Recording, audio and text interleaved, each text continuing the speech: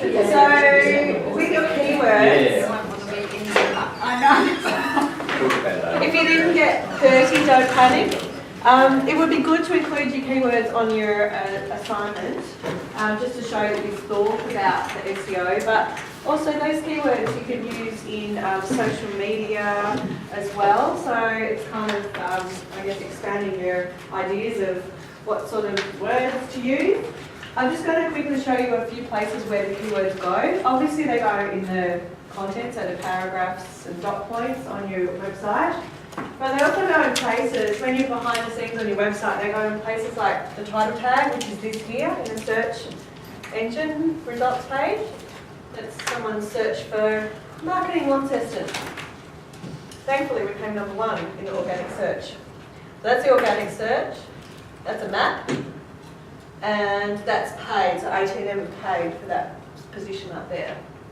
And interestingly enough, AT&M actually use the keyword King Thing Marketing in their ad campaign because they must see us as one of their competitors, which is fascinating. Yes, interesting. Actually, that's marketing law system, but when you do type in King Thing, they turn up. Anyway, meta description. So these are the black words through here that are a sentence or two about the organisation. So you've got to have, for us, we have all sorts of marketing, digital, comms type words in there. Also, other places, other than the words, is up in the URLs. So you don't just have kingthingmarketing.com on every page. It has a slash and it might have team members or a slash or contact us. If you can, up there somehow, have the word marketing or have the word promotions or have a word relating to your organisation, that's going to help rank higher in the Google search as well. URL? Yeah, in the URL. So URL, if you're not sure, that stands for, I think, unique record locator. In other words, it's just a web address up to the top. Yeah, so if you can have that in there, that works.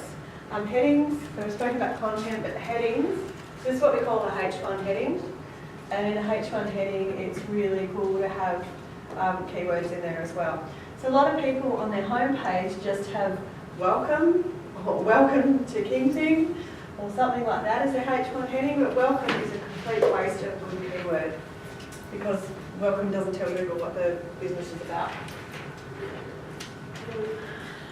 Another cool thing to do to make sure you can put as many keywords on your site as possible is keep creating blog pages within your website. So you might call it your news section, but you just keep adding new bits in there. And that way you can introduce new keywords all the time. You can't, we were talking about it before, it's usually about, we're not sure, we don't know exactly because Google don't teach you exactly how to rank number 1, because if we all knew, everyone would be ranking number 1, the whole system wouldn't work. So they don't tell you all their secrets, it's all trial and error. But yeah, it's really important to have about 10 keywords per page, or keyword phrases. You can put 2 or 3 words here.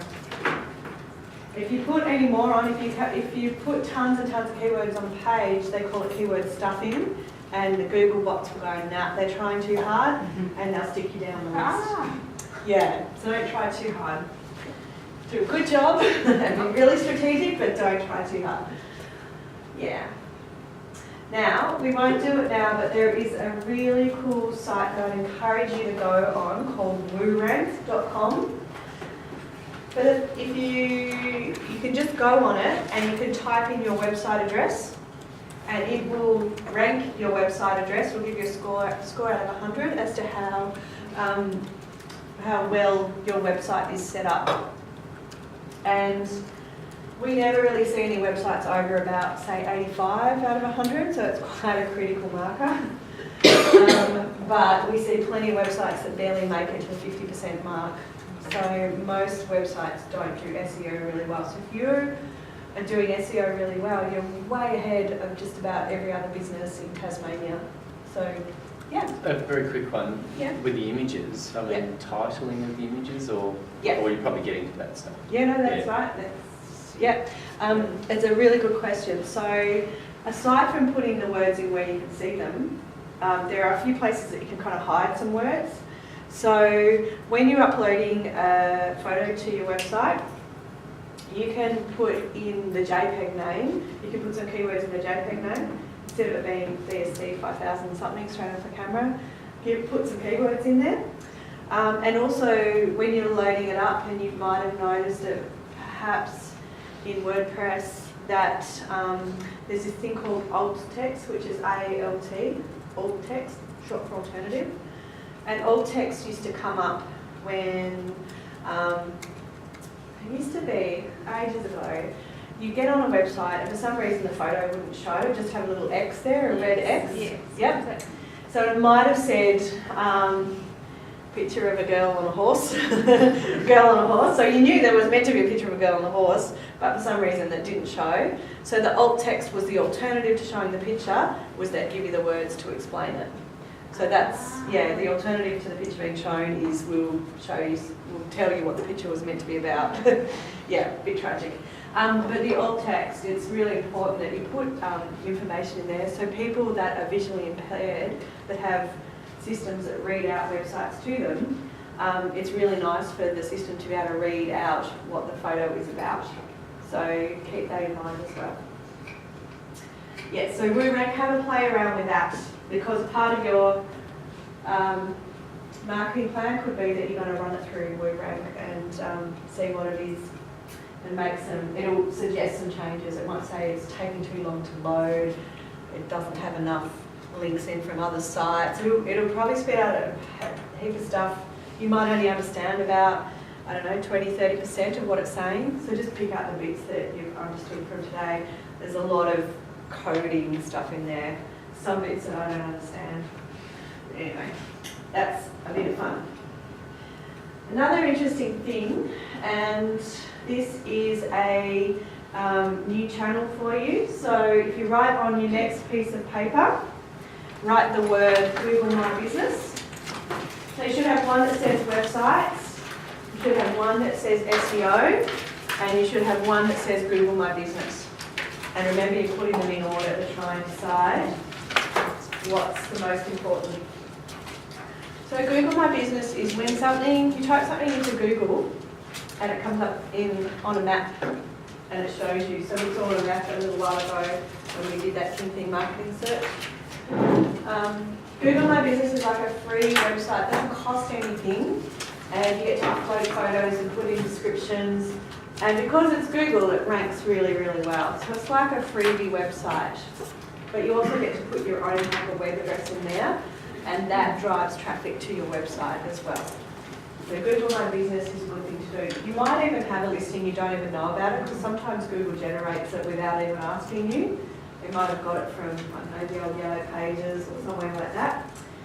If it is sitting there, you can claim it. You can press on a little button. Oh yeah. This is our listing. So suggest and edit, that means that we've already claimed it and we manage it and edit it. Whereas if you haven't got suggest and edit, you might say something like, is this your business, with a question mark. And you can go through a process to claim it, which basically involves them ringing up your work phone and giving you a code, and that way they know it's you. Or if you don't have a work phone, an actual landline, they send you a postcard in the mail, because they don't want any competitors claiming your spot. The other cool thing with Google My Business is you can get reviews.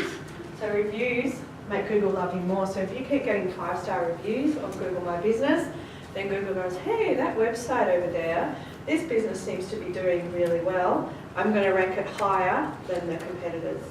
So it's good to get reviews for Google My Business. Yeah, so it's free, connected to Google Maps, and you might even have one without knowing. You just got to claim it.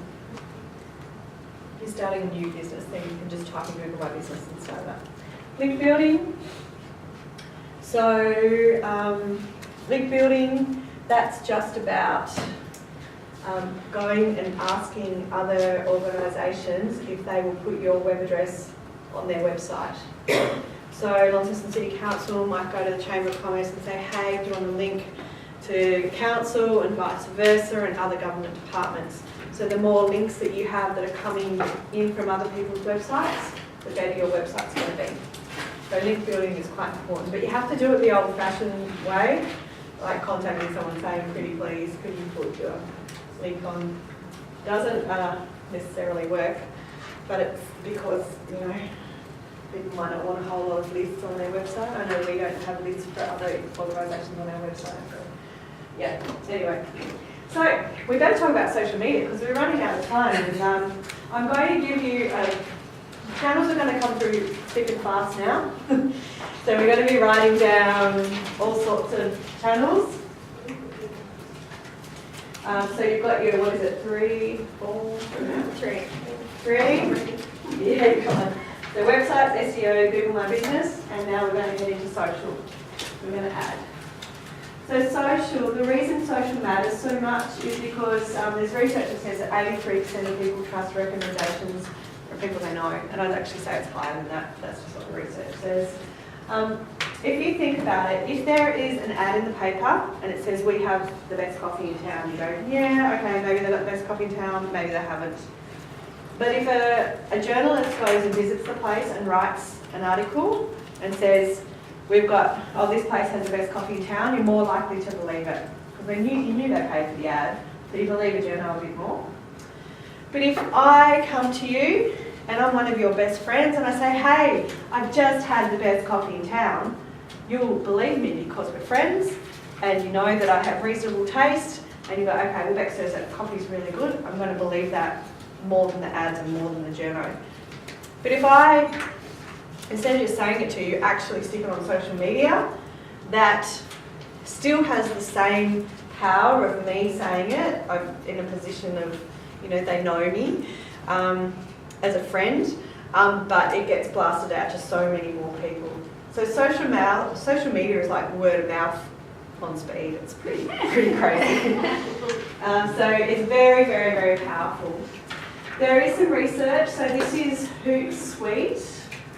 So if you just type in at another time, maybe not now, Hootsuite social media research, you'll see a bunch of research come up in social media. Basically, total population 24 million, total internet users 21 million, 16 million active social media users. So active means they use it every day. There's plenty of people that don't quite use it every day, but there's a ton of people.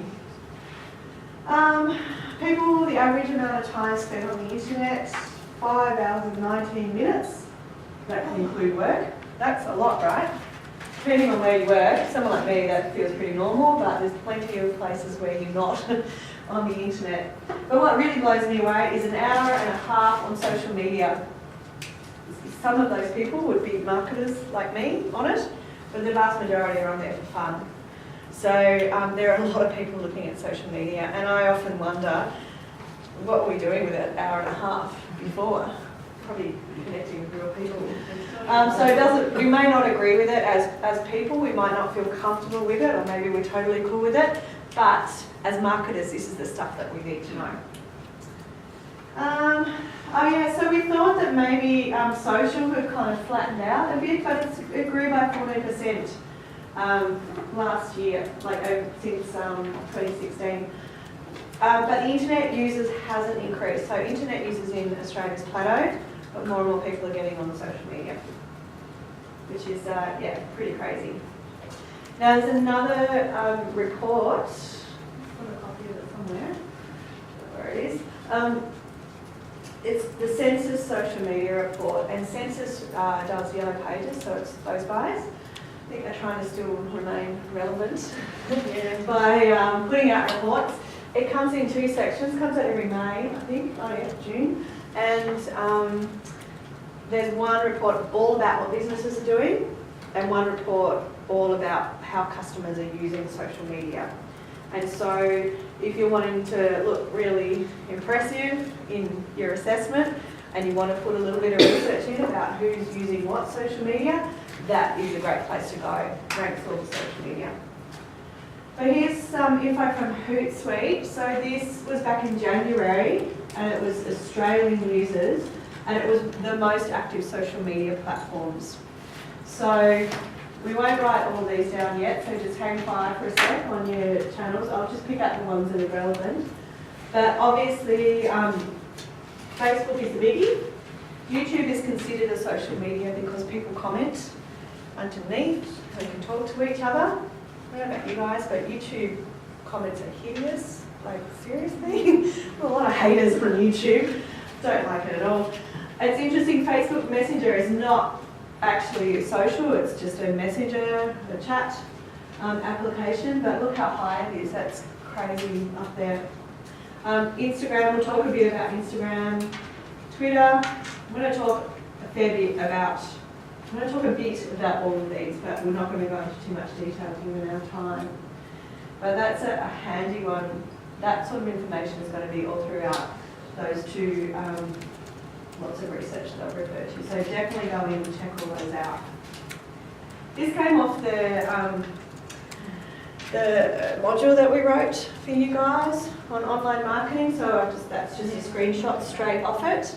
And so this is handy for you to think about whether these types of social media are appropriate for your business and for your target market. So for example, a few years ago, everyone said, you've got to be on Twitter, you've got to be on Twitter, everyone's got to be on Twitter. Twitter is actually fairly male dominated, and it's 140 characters, and back in the day it didn't even have pictures in it, so it was just text. It was very newsy. In marketing, we know that it's pretty much almost always the females that make the decision. Probably not in every business here, particularly, supplying agriculture or those kind of things, but if it's consumer type stuff, it's usually females that are making the decision. And in fact, one of my colleagues went and heard someone from MasterCard speak, and they said that, I can't remember, something like 95 or 98% of all transactions on MasterCard are done by females. So that's the power of females when it comes to shopping. Twitter, I'll talk about Twitter. We have power. we get to vote with our dollar and choose whether we want something to be ethical or churn and burn, cheap and nasty. We get to make some pretty tough decisions. Okay, so we'll go through these guys. YouTube. So YouTube, there's a channel. Write it down. Write down YouTube. I'll tell you a few things about it. You can decide where it goes on your list. So YouTube is vastly underutilised in terms of it doesn't rank on a,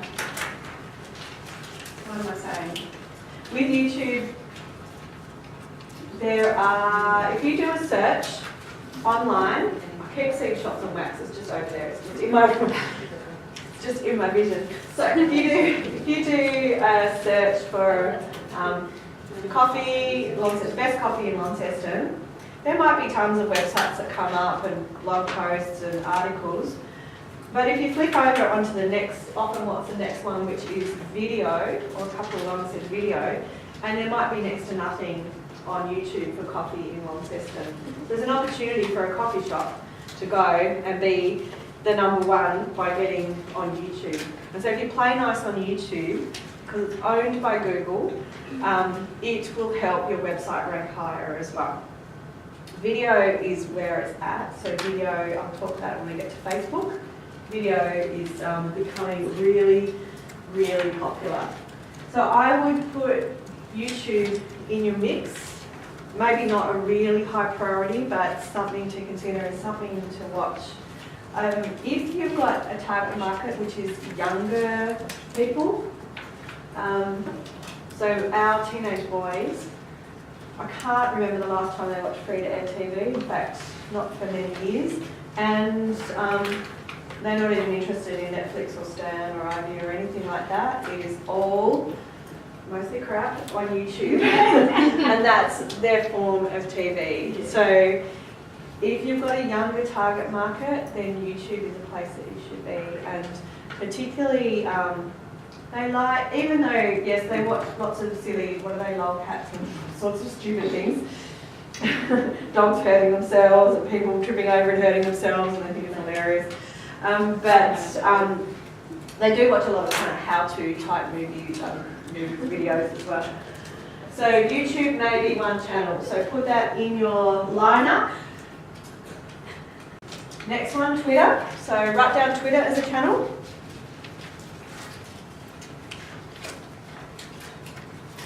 So Twitter, this is you working out your marketing tactics right now as you put them in order.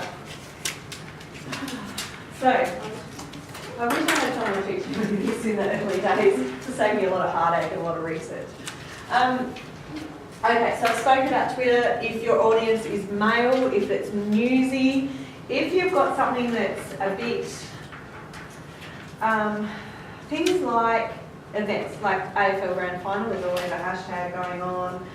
If there's something that's like a flood or a fire, some kind of emergency where people need to know what's happening in real time, Twitter is really good for that. Facebook is not good because you put a post up and then it will show to people 24 hours later. Like, it's not in real time. Twitter is way more about real time. So it might be really good for your business. So yeah, so put Twitter where you think it is. It will be a bit of a shuffle.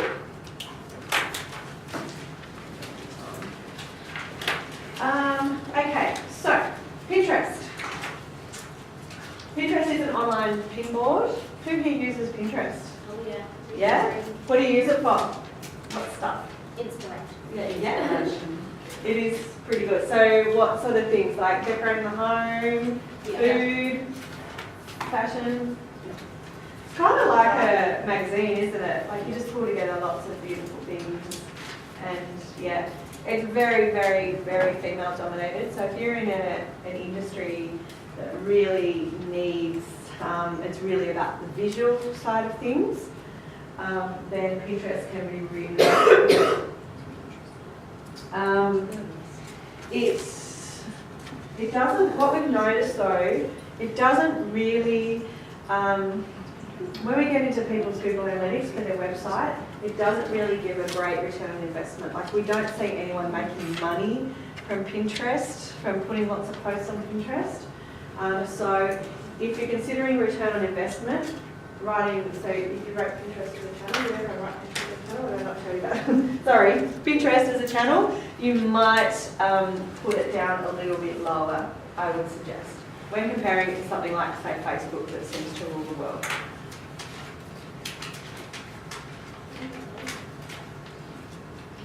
Okay, so next channel is LinkedIn.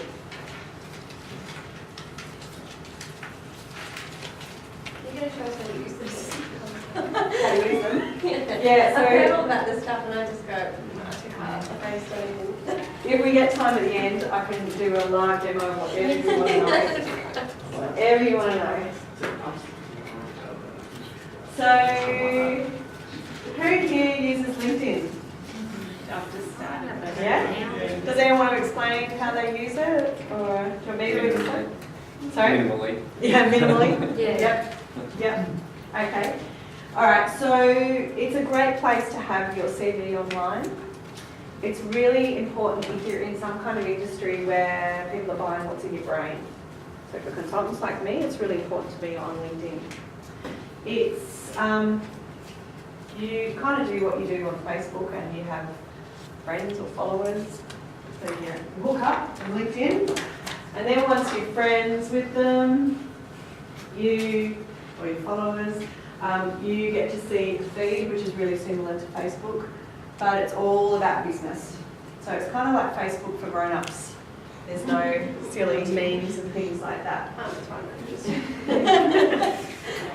So the kind of stuff that people share on LinkedIn is almost always related to career or workplace.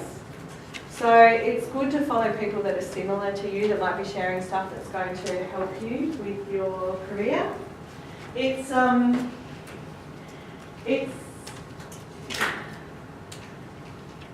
probably, I'm thinking for most businesses in the room and looking around the room, it's probably lower down on your list, perhaps, depending, you might be right up there.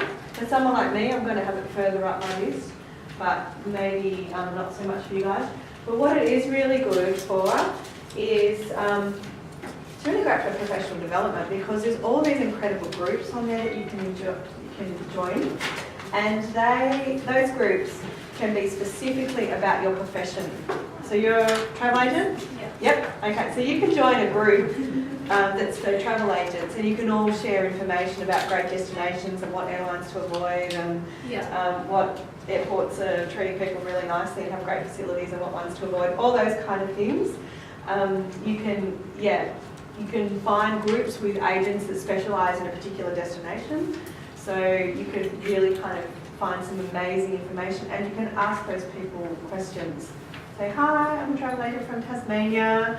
Just want to know if anyone's had any experience selling Argentina to groups.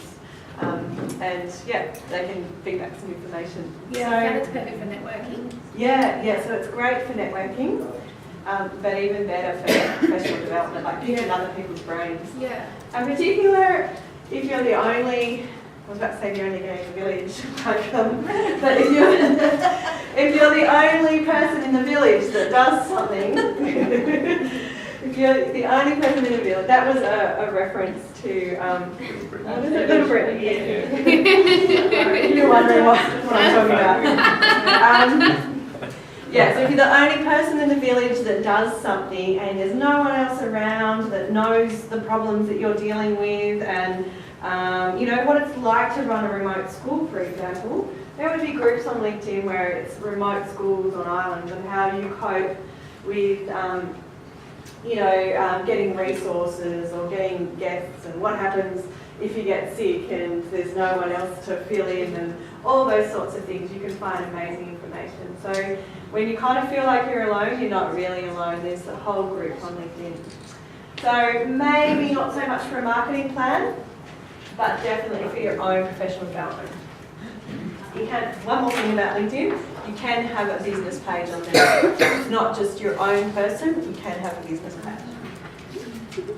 Alrighty, who knows what this is? Okay, who wants to explain Snapchat to us oldies in the room? Who's the youngest one? Who's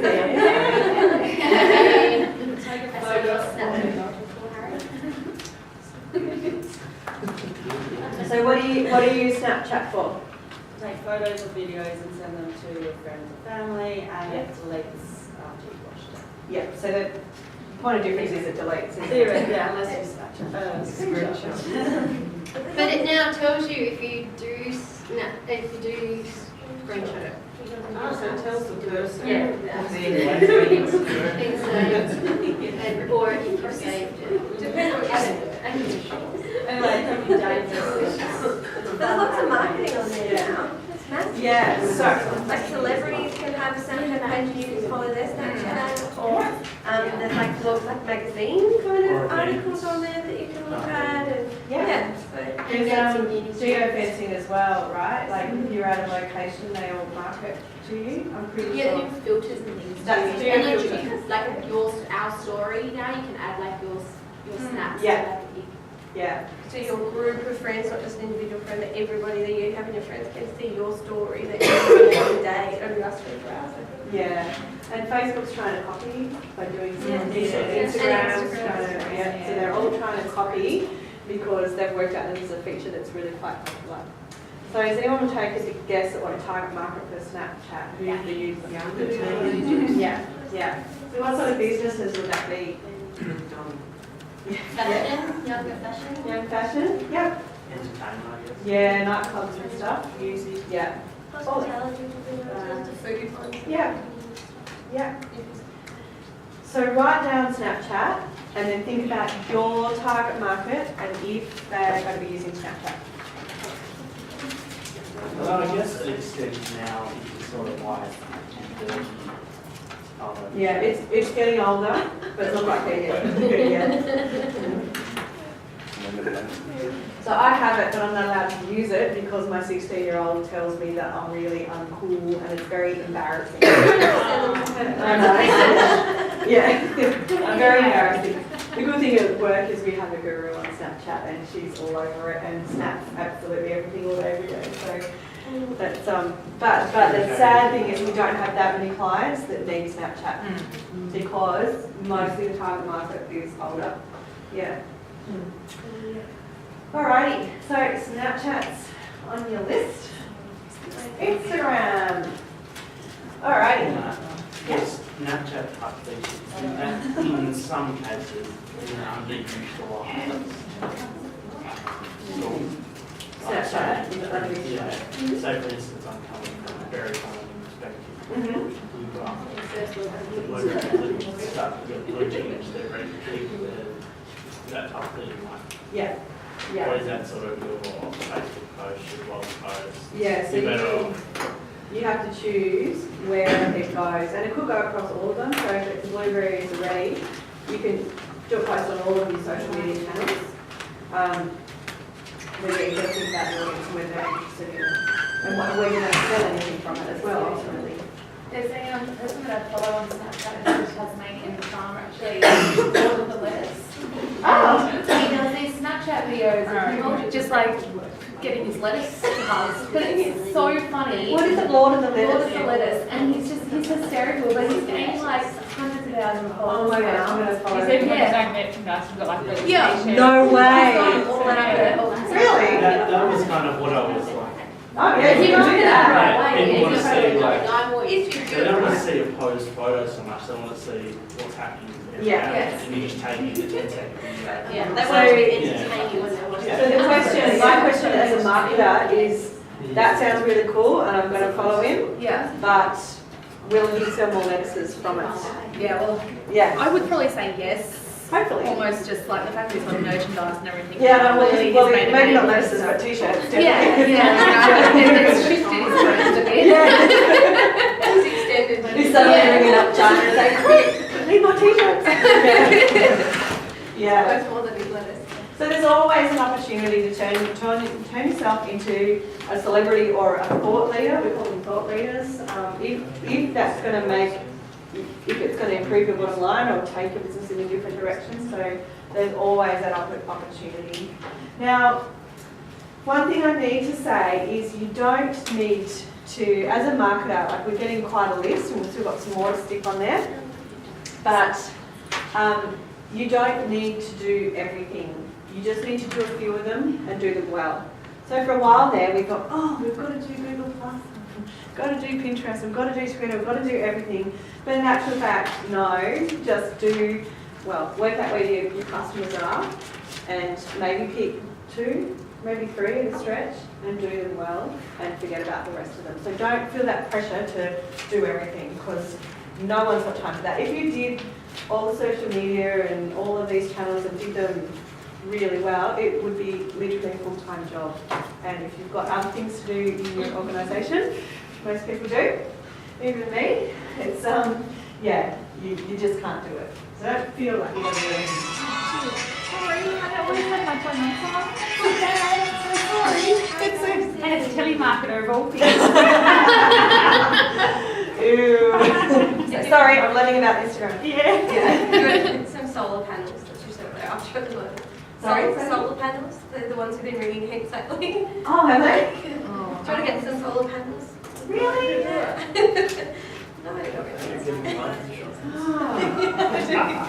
And hinting on something. I was in a, we were doing a presentation up along the coast and it was about international tourism marketing, so the international markets that come in.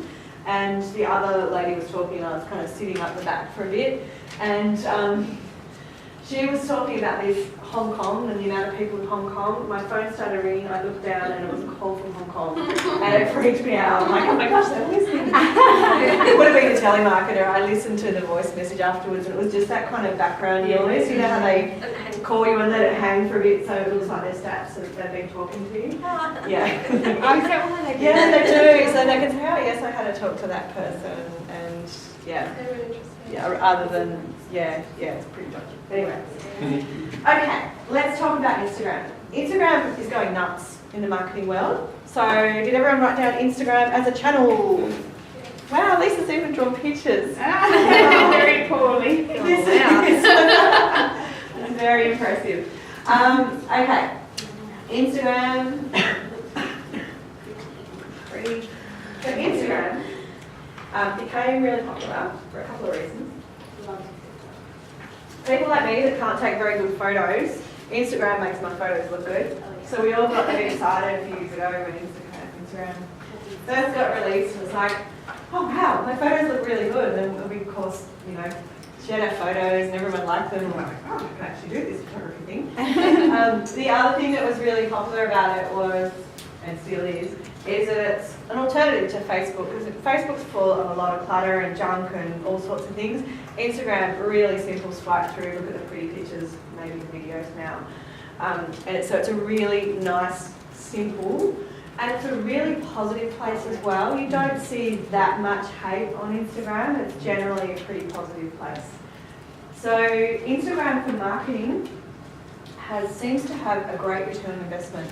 Although one problem with Instagram is you can't, the only place that you get to put your website, which is clickable, is in your bio. So you don't get to, on Facebook you have all these places to put links to your website back all the time. Instagram you've only got one, because you can't put clickable links down in the comments, which is a pain. So it's also got video as well. So people are starting to like video more and more, but photos are still more popular on Instagram. I think it's just because we kind of got used to all the photos back in the early days. So we find whenever we do video or photos still seem to be more popular. Maybe it's the quality of the videos, but this is not just for us, this is across all our clients as well. So you might want to, when you're writing down in your little matrix thing, you might say, we'll do Instagram photos, but we'll also do some videos and test those as well. It's a bit hard to read, but Mondays and Thursdays is the best time to post on Instagram for some weird reason. Can anyone guess what happens between 3 and 4 p.m? Yes, that's right. So things don't seem to go so well between 3 and 4, probably because parents are a bit frazzled picking up the kids and there's stuff going on. There seems to be a lull there, and that's every day, not just on Mondays and Thursdays. So, but the interesting thing is that's a stat, but your target market might do things differently. If your target market is, if you supply farmers, then, I don't know, farmers, you guys know, they come in and eat lunch and listen to the country hour. Is that right? Exactly. Yeah, and then, yeah, then something happens, yeah, that's right, then later on, so you're probably not going to see much. So you've just got to really think of your target market and think of how they do things. Okay, so Instagram now has, it's called Insta Sites. And so you have a choice of having a personal Instagram account or a business one. And if you've got a personal one, it's because you set it up quite a while ago, you can now flick a button and it becomes a business one and it has extra functionality. It has these Insta Sites, which is graphs and things, tell you about what posts work and how many males and females follow your account, what hashtags work and all those sorts of things. But yeah, with the business Instagram, it also has different calls to action in there as well. Like you can make it so it says call now or visit our website. Whereas for your own personal one, it's not going to have any of that stuff. Because the person, you don't need people to book now. So yeah, so Instagram, these Insta sites, when you're talking in your assessment about measuring, Instagram Insta sites will provide you with measurements. So that's a good thing to write down. So Instagram is part of your channels. You probably want to put it higher up, maybe, depending on what type of business. Does anyone think that Instagram would be good for their organisation? Yeah? Yeah, cool. Yeah. I think okay. The other thing to know with Instagram is that used to be in the old days, it was kind of like Facebook where most things got seen, whereas nowadays, if you put a post on Facebook, it doesn't really necessarily get seen unless you throw a bit of money at it. But with Instagram, it's gone the same way, which is a bit sad because you used to see most of the photos your friends put up. Now it's not the case. Yeah, so you miss 70% of your Instagram feed. So I'll talk a bit, I think. Because of ads, you mean? It's because they follow so many that it's only the posts that are doing really well that are going to get shown. Yeah, so there's all these factors. In Facebook, they call it edge rank, and it's an algorithm, and it has all these factors that decide whether you get to see someone's post or not. And it's based on your previous activity, it's based on how you like other pages that are similar, it's based on what your friends like, it's based on if you always scroll past that, they'll go, oh yeah, they don't seem to like it. But if you always like and comment, then they will always continue to show you those posts. So it's based on your previous activity. So if someone says, oh, Facebook, it's full of crap, it's just ridiculous things, it's showing me ridiculous things, it's probably because they've been looking at ridiculous things. So you kind of get fed what you've been looking at. So you can tell a bit about someone by their Instagram, their Facebook feed. Okay. So does everyone know what hashtags are? Does anyone want them explained? Go for it. Okay, I just got an email. Do you know Rebecca King's on LinkedIn? That freaks me out. Right. I just took a video. Thanks. That happens all the time. I've had this conversation with a couple of friends about whether Siri on our phone is listening to our conversations and then feeding us ads. Yes. Apple's come out and said that it doesn't, but I'm just like, how can that be? I haven't Googled it, I haven't. No, it happens to me a lot too. Yeah. It's like Twilight Zone. Anyway. So, hashtags. All right. So hashtags, Instagram, they're big on Instagram. You can use them on Facebook, but you look like a bit of a dag. Yeah, Twitter and Google+. That's one of them.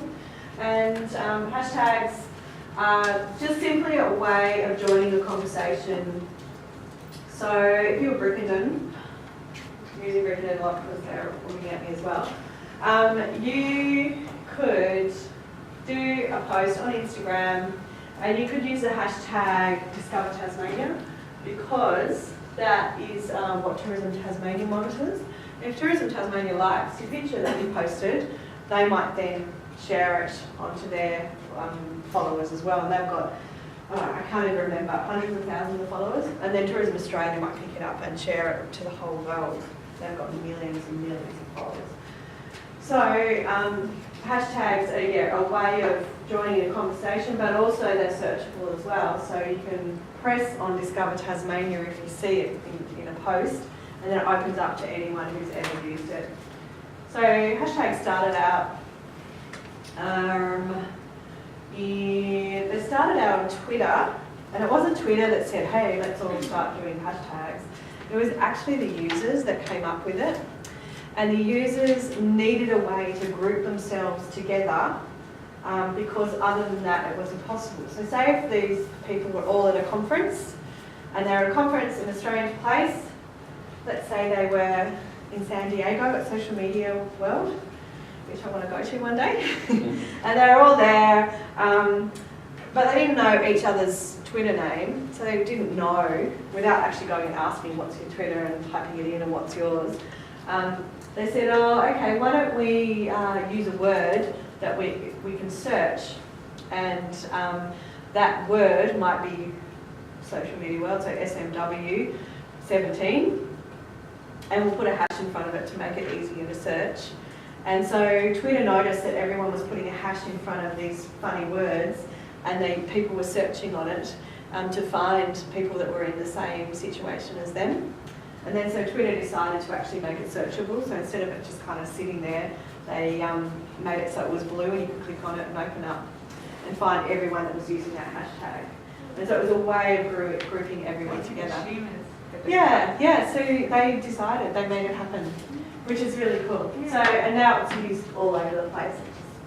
It's become very standard. So as part of your marketing strategy, or your marketing plan, it would be good to highlight a few hashtags. Yeah, it's not a channel because it goes across lots of channels. Yeah, but it's another thing to consider. in your plan is to maybe just pick, I don't know, 5 or 6 hashtags just to show that you've thought of it and put those in there. Here's an example of a photographer took a photo of tourism. It's called Hobart and Beyond, which is the Southern Tourism, Regional Tourism Organisation. They shared it, and then Tourism Tasmania shared it, and then it went to Tourism Australia, and it was 46,500 likes. So that was shared right around the world, all because it was a nice photo. So having content that's really pretty and appealing, nice, will get you over the line every time. So you can have all this strategy and know what channels you're going to do, but if your stuff's really ugly, you're not going to get anywhere. So marketers these days, you have to kind of be analytical and kind of really think through your strategy and your tactics, but you've also got to be like creative as well. So, and we all kind of, some of us are better in other, if you have a few marketers, it's good to have a mix of creative and strategic. So with your content, regardless of what social media it's on, make sure that 80% of the time you're giving. So it might be you're sharing recipes, you're sharing cute pictures of cute animals, you're giving advice or writing a nice little anecdote, sharing pictures of what the kids are doing at school, within legal limits, probably need to clarify that, maybe their artwork. But 20% of the time you can actually sell stuff. So 20% of the time you can flog whatever it is that you're flogging and say, hey, come buy my forager fruits. They're on sale, whatever it is, this is where you buy it from. Really kind of and push it out, but only 20% of the time. If you're flogging the forager fruits every single time you post, people get really sick of you and they won't like it or comment, and you'll just fall off the radar and no one will read your content. So organisations that just do the sell and don't make it interesting, they don't do so well. Kind of think of it like a magazine where there's editorial and advertising. Like you need a fair amount of editorial to make it interesting, and then a bit of advertising. So with storytelling, so instead of just dumping one piece of information, try and stretch it out. So if it's blueberry season, instead of saying, right, blueberries are for sale, starting tomorrow, come and get them, done, you can do a whole series of posts talking about the growing process, how long they take to grow, what you have to do with them, and then you can lead up to here they are, come and buy them, and then do a series of recipes after as well. So you can really kind of stretch out. It's easy to say here are the blueberries, but to stretch it out and turn it into multiple posts is a good way to go. Particularly for you guys are doing a campaign, so that's a good thing to do. So we call it, or journalists, writers, professional writers call it story arc. So yeah.